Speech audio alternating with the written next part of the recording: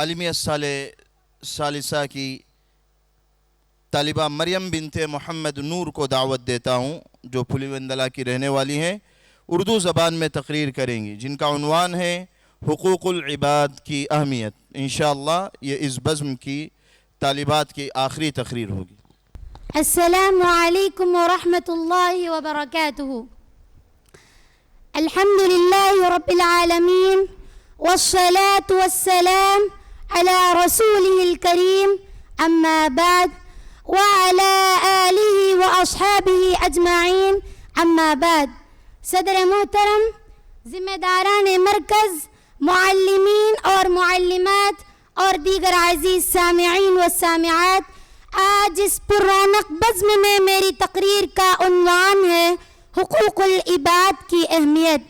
دین اسلام مسلمانوں کو آپس میں مل جل کر رہنے کی تعلیم دیتا ہے۔ اس مقصد کے لیے دین اسلام نے ہر فرد کے حقوق اور فرائض کا تعین کیا، مثلا والدین اور اولاد کے حقوق، بڑوں اور چھوٹوں کے حقوق، یتیموں اور بیواؤں کے حقوق، یہاں تک کہ اہل ایمان کے باہمی حقوق کا بھی تعین کیا ہے۔ دین اسلام نے ان حقوق پر عمل کرنے کی محض ترغیب ہی نہیں دلائی، بلکہ ان احکام کا پابند بنایا۔ جو شخص ان حقوق پر عمل کرتا ہے وہ خود بھی باعزت، پروقار، چین و سکون کی زندگی بسر کرتا ہے اور معاشرے میں ایک نفع بخش اور خیرخواہ بن کر سوسائٹی کو فائدہ پہنچاتا ہے، پھر آخرت میں اللہ تعالیٰ کے انعامات اور نعمتوں کا مستحق بن جاتا ہے۔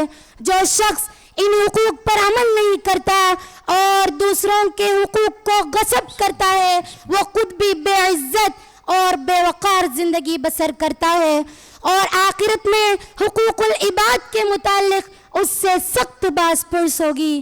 سامعین کرام، حقوق العباد کا معاملہ بہت سنگین ہے، اسے کسی صورت میں معاف نہیں کیا جائے گا۔ اگر صاحب حق معاف کر دیں تو الگ بات ہے، بصورت دیگر اس کا بدلہ لیا جائے گا، جیسا کہ حدیث میں ہے اگر کسی جہنمی کا کسی جنتی کے ذمہ کوئی حق ہوگا تو اہل جنت کو جنت میں جانے کی اجازت نہیں ہوگی حتیٰ کہ اس کا بدلہ لے لیا جائے۔ اگر کسی نے دوسرے کو بلا وجہ تھپڑ رسید کیا ہوگا تو اس کا بھی بدلہ لیا جائے گا۔ صحابہ کرام رضی اللہ عنہم نے عرض کی، اے اللہ کے رسول صلی اللہ علیہ وسلم، ہم تو وہاں ننگے بدن اور برہنہ پاؤں جائیں گے تو یہ بدلہ کیسے لیا جائے گا؟ تو آپ صلی اللہ علیہ وسلم نے فرمایا، برائیوں اور نیکیوں کے ذریعے حساب چکایا جائے گا۔ یہی وجہ ہے کہ نبی کریم صلی اللہ علیہ وسلم نے بہت ہی واضح انداز میں لوگوں کو ان حقوق میں کوتاہی سے ڈرایا ہے۔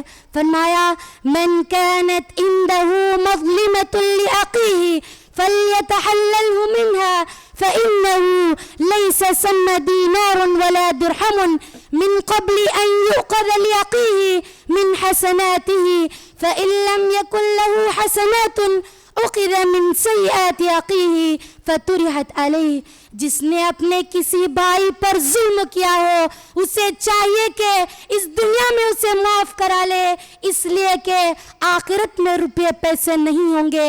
اس سے پہلے اسے معاف کرا لے اس لیے کہ اس کے بھائی کے لیے اس کی نیکیوں میں سے حق دلایا جائے گا۔ اگر اس کے پاس نیکیاں نہیں ہوں گی تو اس مظلوم بھائی کی برائیاں اس پر ڈال دی جائیں گی۔ سامعین کرام، کتنے بد نصیب ایسے لوگ ہیں جو نماز، روزہ، زکوٰۃ جیسے نیک اعمال لے کر آئیں گے، بڑے شاداں و فرحاں نظر آئیں گے، مگر جب حساب و کتاب کا موقع شروع ہوگا تو وہی نیکیاں لوگوں کو تقسیم کرنے لگ جائیں گے، خود وہ خالی ہاتھ رہ جائیں گے، جنت کے بجائے جہنم ان کی مقدر بن جائے گی۔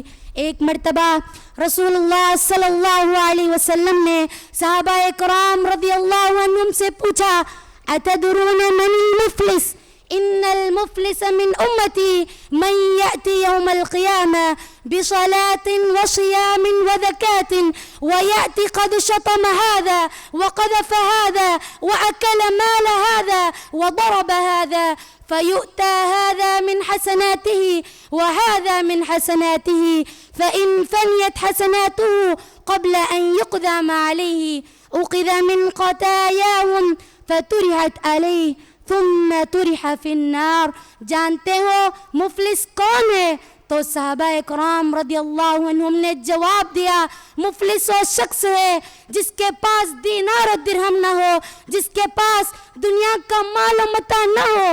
تو صحابہ اکرام رضی اللہ عنہم کو جواب دیا گیا، میرے امت میں مفلس وہ شخص ہے جو نماز، روزہ، زکوٰۃ جیسے نیک اعمال لے کر آئے گا، لیکن کسی کو گالی دی ہوگی یا کسی پر تہمت لگائی ہوگی یا کسی کو مارا ہوگا یا کسی کو قتل کر دیا ہوگا، چنانچہ اس کی نیکیاں حقداروں میں تقسیم کر دی جائیں گی۔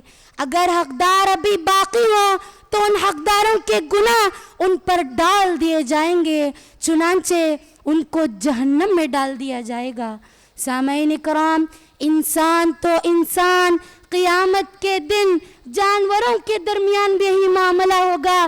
اگر ایک بکری نے دنیا میں دوسری بکری کو سینگ مار کر نقصان پہنچایا ہوگا تو اس کا بھی بدلہ لیا جائے گا۔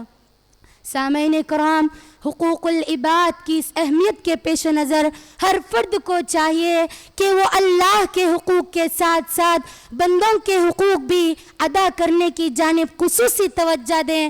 آخر میں اللہ تعالیٰ سے دعا ہے کہ اللہ تعالیٰ ہم تمام لوگوں کو حقوق اللہ اور حقوق العباد میں کوتاہی سے محفوظ رکھیں، آمین۔